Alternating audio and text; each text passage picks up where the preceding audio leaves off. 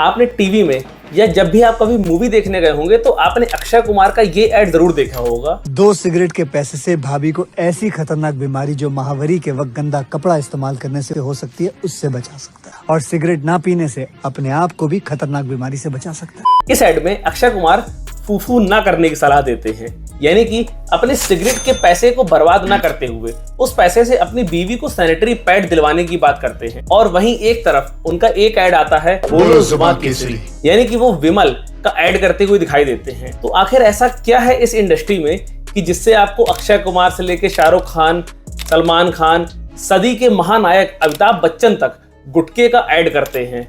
वो अलग बात है कि उस ऐड में वो गुटखा नहीं बोलते हैं, लेकिन वो किस ब्रांड का ऐड कर रहे हैं और उस ब्रांड से क्या बनता है, इसकी जानकारी सबको है। तो आज हम इसी इंडस्ट्री के बारे में बात करेंगे, पान मसाला गुटखा। नमस्कार दोस्तों, मैं रोहित जैन आप सबका स्वागत करता हूं अपने YouTube channel rupees with Rohit में। आपको पता है गाइस, इंडिया में हर साल 8 लाख से ज्यादा लोग कैंसर से मरते हैं और हर घंटे 160 लोग मरते हैं। यानी कि जब तक आप ये वीडियो खत्म करोगे तब तक इंडिया में 40-50 लोग कैंसर से मर चुके होंगे। आपको वो 80s का दौर याद होगा, या फिर अगर आप 80s के पैदा नहीं हुए हो, आप 90s या 20s में पैदा हुए हो, तो 80s के टाइम पे टीवी में एडवर्टीजमेंट खुलेआम चलता था, जिसपे आप सिगरेट, गुटखा, शराब को आप प्रॉपरली नाम के साथ, ब्रांड के साथ बताकर दिखाते थे और उसका एडवर्टीजमेंट बड़े बड़े फिल्म स्टार्स भी करते थे। 1990 में इस पे थोड़ा सा WHO एक्टिव हुआ और उसने ऐड पे बैन लगाना शुरू किया, जिससे ये हुआ कि अब आप ऐड पे किसी भी गुटखे का नाम नहीं ले सकते, या उसको आप गुटखा बताकर नहीं बेच सकते, या फिर आप किसी भी शराब के ब्रांड को कि ये अल्कोहल है ये बता के आप नहीं बेच सकते हो। लेकिन इससे बहुत ज्यादा सक्सेस नहीं मिली। हमको सक्सेस मिली 2003 में, जब कॉप्टा आया। कॉप्टा ने इन एड्स को बिल्कुल तरीके से टीवी से साफ कर दिया और एक तरीके से बैन कर दिया, और बहुत सारे रिस्ट्रिक्शंस भी लगा दिए गए, जैसे कि आप पब्लिक प्लेस में स्मोकिंग नहीं कर सकते हो और किसी भी एजुकेशनल इंस्टीट्यूशन के 100 यार्ड्स तक कोई भी व्यक्ति गुटखा, पान मसाला, सिगरेट, बीड़ी, तंबाकू नहीं बेच सकता है। और तो और 18 साल से कम बच्चों के लिए भी इसको बैन कर दिया गया और ये सलाह दी गई दुकानदारों को भी कि आप 18 साल से नीचे के बच्चों को गुटखा, बीड़ी, पान मसाला, तंबाकू इत्यादि सामान उपलब्ध नहीं कराएं। अगर आप ऐसा करते हैं तो ये अपराध होगा और आपको दंड की श्रेणी में रखा जाएगा। लेकिन इससे कुछ नहीं हुआ। ये एक्ट तो लागू हुआ, कुछ चीजें बैन हुई, कुछ समय तक इसका प्रभाव रहा, लेकिन अब आप देखोगे, आप किसी भी कॉलेज के बाहर जाओगे ना, तो कॉलेज के गेट से बाहर निकलते ही सबसे पहले सुट्टे की दुकान आपको मिलेगी। मैं आपको पर्सनल एक्सपीरियंस बता रहा हूं, मैंने एमिटी से पढ़ाई की थी और एमिटी के आप किसी भी गेट के बाहर निकल जाओगे ना, सीधे आपको सुट्टे की दुकान मिलेगी और वहां पे आपको बच्चे, बूढ़े, औरतें, लड़कियां, टीचर्स, स्टूडेंट साथ में सुट्टा पीते हुए दिखेंगे। और आप बात करते हो पब्लिक स्मोकिंग की, अरे भाई आप अपने शहर के किसी भी चौराहे पे खड़े हो जाओ और वहां से चारों तरफ नजर घुमा के देखना, आपको इतनी जगह से धुआं दिखता दिखेगा। वो धुआं आग का नहीं है, वो धुआं बीड़ी और सिगरेट का है। बट गाइज, अभी भी टियर 3 सिटीज में, स्पेशली यूपी, महाराष्ट्र और बिहार, यहाँ पे सिगरेट और बीड़ी से ज्यादा पान मसाला गुटखा चलता है। तो सबसे पहले इसके कॉन्सेप्ट को समझते हैं कि पान मसाला गुटखा का कॉन्सेप्ट कहाँ से आया। देखिए गाइज, हम सबको पता है कि अपने इंडिया में खाना खाने के बाद पान खाने का ट्रेडिशन है, और जैसे कि पुराने लोग बताते हैं कि पान में चूना और सुपारी डाल के खाना ये आपकी सेहत के लिए फायदेमंद भी होता है। लेकिन अब इस पे आई टेक्नोलॉजी में क्या हुआ कि जब टेक्नोलॉजी आई तो लोगों ने इस सारे आइटम को सुखा के एक डब्बे में पैक करना शुरू कर दिया, यानी कि पान, चूना, आपका कत्था, तंबाकू, इन सब चीजों को सुखा के।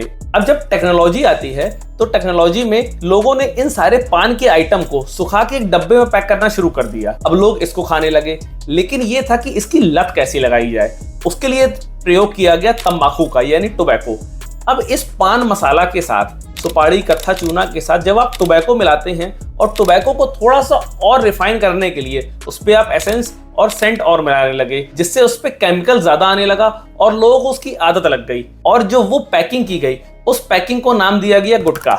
देसी गुटखा और पाउडर वाला गुटखा। देसी गुटखे में आपको सुपारी, कत्था, इलायची, तंबाकू, चूना, ये सब कुछ अलग अलग मिक्स करके एक पैकेट में पैक करके दे दिया जाता था। वहीं पे जब टेक्नोलॉजी थोड़ा सा और इम्प्रूव हुई तो तंबाकू का पाउडर बना के और कत्थे के साथ मिक्स करके इसको सुपारी में लपेट के पैकेट में दिया जाने लगा। लेकिन इन सब पे एक अंदेशा तब लगा जब 2011 में सरकार ने गुटखा बैन कर दिया। अब जब गुटखा बैन हो गया तो यहाँ तो लोग परेशान होने लगे, क्योंकि इतनी बड़ी मार्केट को अगर आप एकदम से शट डाउन कर दोगे तो कैसे काम चलेगा। इससे बहुत सारे लोग जुड़े हैं, बहुत सारे परिवार जुड़े हैं। तो इसका इंडिया में एक जुगाड़ निकाला गया। अब उन्होंने क्या किया, उन्होंने बोला कि आपने गुटखा बैन किया लेकिन आपने पान मसाला बैन नहीं किया, आपने तंबाकू बैन नहीं की है। तो जो पहले गुटखा एक पैकिंग में आता था उस गुटखे को अब 2 पैकिंग में देने लगे, यानी कि एक पैकिंग में पान मसाला, एक पैकिंग में तंबाकू। अब ये जो पैकिंग का नया तरीका निकाला गया, इससे एडवर्टीजमेंट इंडस्ट्री में एक नया रास्ता खुल गया, क्योंकि अब आप तंबाकू अलग बेच रहे हो, अब आप पान मसाला अलग बेच रहे हो। तो पान मसाला ना तो बेचना बैन था और ना ही दिखाना बैन था और ना ही उसका एडवर्टीजमेंट बैन था, तो जिससे बड़े बड़े सितारों को लेके अब पान मसाले का एडवर्टीजमेंट किया जाने लगा, जो डायरेक्टली आपकी गुटखे की सेल पे इफेक्ट करता था। बट अब बात यह आती है कि 2 रुपए 3 रुपए का गुटखा इतने बड़े बड़े ब्रांड्स को, इतने बड़े बड़े सुपरस्टार्स को कैसे अफोर्ड कर लेता है। तो गाइज अगर मैं सिर्फ एक ब्रांड की बात करूं, रजनीगंधा का सालाना टर्नओवर 4000 करोड़ है, जिसका सालाना प्रॉफिट 1000 करोड़ रुपए बनता है, यानी कि 25% मार्जिन। आप समझो कि अगर 1000 रुपए करोड़ आप साल का कमा रहे हो तो आप तो सदी के महानायक के, आप तो किसी को भी हायर कर सकते हो अपने ब्रांड को एडवर्टीजमेंट कराने के लिए। फिर दूसरी चीज, आप उसको इस तरीके से प्रेजेंट कर रहे हो कि भाई यूथ उसको खाने के लिए मजबूर हो जाएगी। रजनीगंधा बोलता है, मुंह में रजनीगंधा तो कदमों में दुनिया। मुंह में रजनीगंधा, कदमों में दुनिया। अरे भाई 1000 करोड़ रुपए सालाना कमा रहे हो तो कदमों में दुनिया तो आनी ही आनी है। फिर क्या सलमान खान, क्या शाहरुख खान और क्या अमिताभ बच्चन, हर कोई भागा दौड़ा आएगा आपके एडवर्टीजमेंट के लिए। अब आप सोचो कि अगर सिर्फ एक ब्रांड का टर्नओवर और कमाई इतनी ज्यादा है, तो बाकी अगर सारे ब्रांड्स को मिला दिया जाए तो कितना टर्नओवर बनेगा और उस पर कितनी कमाई होगी।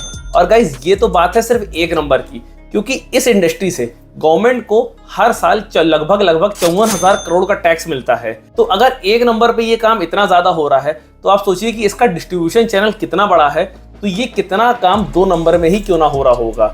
तो अगर मैं एक अनुमान लगाऊं तो मेरा अनुमान ये है कि लगभग जितना काम एक नंबर में शो हो रहा है या जितने फिगर्स हमको दिख रहे हैं, ये एक्चुअल फिगर्स नहीं है, एक्चुअल फिगर्स इससे 4 गुना ज्यादा हैं। अब आप समझ सकते हो कि इस इंडस्ट्री का साइज कितना बड़ा है। अब आप सोचोगे कि चूंकि गवर्नमेंट को इतना पैसा करोड़ों में हर साल मिल रहा है, इसलिए गवर्नमेंट इस इंडस्ट्री को बंद नहीं कर रही है। लेकिन आप बिल्कुल गलत हो, क्योंकि गवर्नमेंट को जितना पैसा इस इंडस्ट्री से मिलता है, गवर्नमेंट लगभग इससे 8 गुना पैसा इस इंडस्ट्री से जो भी बीमारियां होती हैं उनको क्योर करने का जो एडवर्टीजमेंट होता है उस पर खर्च होता है। एक रिपोर्ट के अकॉर्डिंग अगर 100 रुपए का टैक्स गुटखे की इंडस्ट्री से और बीड़ी सिगरेट की इंडस्ट्री से गवर्नमेंट के पास आ रहा है, तो गवर्नमेंट उसके कंपैरिजन में 812 रुपए खर्च कर रही है सिर्फ इस एडवर्टीजमेंट के लिए, कि जिससे वो लोगों को अवेयर कर सके कि भाई आप गुटखा मत खाओ, आप सिगरेट मत पियो। तो गाइज ये तो नुकसान का सौदा है, लेकिन उसके बाद भी इसका इतना बड़ा मार्केट चल रहा है, गवर्नमेंट भी इसमें साथ दे रही है। जी हाँ, गवर्नमेंट इसमें साथ दे रही है। और आईटीसी कंपनी के बारे में अगर आपने सुना होगा, जिसकी सिगरेट आती है, गवर्नमेंट का उसमें एक बहुत बड़ा शेयर है। इसके बारे में हम लोग आगे बात करेंगे। तो गाइज इस इंडस्ट्री को समझते हैं। सबसे पहले इस पे करोड़ों रुपए के सामान को बेचने के लिए करोड़ों रुपए खर्च किए जाते हैं एडवर्टीजमेंट में। फिर उस सेल से जो भी हमारे पास टैक्स आता है वो सरकार को दिया जाता है। फिर सरकार उससे 8 गुना ज्यादा पैसा खर्च करके इस कॉज के लिए अवेयरनेस जनरेट करती है। तो गाइज ये बहुत ही अजीबोगरीब मॉडल है सरकार का, यानी कि इसमें हर व्यक्ति पैसा कमा रहा है सिर्फ उस गरीब आदमी को छोड़ के जो गुटखा खरीद रहा है या बीड़ी सिगरेट खरीद रहा है। और गाइज गुटखा और बीड़ी सिगरेट के लिए तो चलो आप एक बात ये भी समझ सकते हो कि थोड़ा सा हायर क्लास में चली जाती है, लेकिन जो गुटखे की सबसे बड़ी मार्केट है वो यूपी, बिहार, महाराष्ट्र के टियर 3 सिटी में ही है, क्योंकि जो मजदूर कैटेगरी का आदमी होता है वो सबसे ज्यादा गुटखा खाता है और उसको ऐसा लगता है कि गुटखा खा के उसको उसके अंदर काम करने की शक्ति आ रही है या वो अपने काम में कॉन्सेंट्रेट ज्यादा करता है। आप कभी भी देखोगे ड्राइवर्स को, अगर उनको रात में गाड़ी ड्राइव करनी है तो वो बोलते हैं कि भाई अगर मेरा मुंह चलता रहा, मेरे मुंह में गुटखा रहा, तो मेरी गाड़ी नहीं हिलेगी, आप बिल्कुल सुरक्षित हो। तो गाइस ये है इस इंडस्ट्री का मॉडल। अब लेकिन जब इस इंडस्ट्री से गवर्नमेंट को पैसे का लॉस भी हो रहा है, जान का नुकसान भी हो रहा है, फिर भी इस पे बैन नहीं लग रहा है। गवर्नमेंट तंबाकू पे बैन नहीं लगा रही, गवर्नमेंट पान मसाले पे बैन नहीं लगा रही है। इसका भी एक बहुत बड़ा रीजन है और इसका एक बहुत बड़ा फंक्शन भी है जो अपने पूरे इंडिया में, आप छोड़ो वर्ल्ड में चल रहा है, जिसके बारे में हम लोग बात करेंगे अगले वीडियो में। तो गाइस, पान मसाला इंडस्ट्री को लेके आपके क्या सवाल है, आप मुझे कमेंट बॉक्स में बता सकते हैं और अगले वीडियो में मैं ट्राई करूंगा कि उन सारे सवालों के आपको जवाब दे सकूं। तो गाइस, अगर आपको ये वीडियो पसंद आई हो तो आप इसको ऐसे लोगों के साथ शेयर करो जो इस इंडस्ट्री से जुड़े हुए हैं। आई होप कि आपके में से कोई ना कोई ऐसा जरूर होगा जिसको आप जानते हो जो इस इंडस्ट्री से जुड़ा हुआ है। तब तक के लिए जय हिंद, जय फाइनेंस।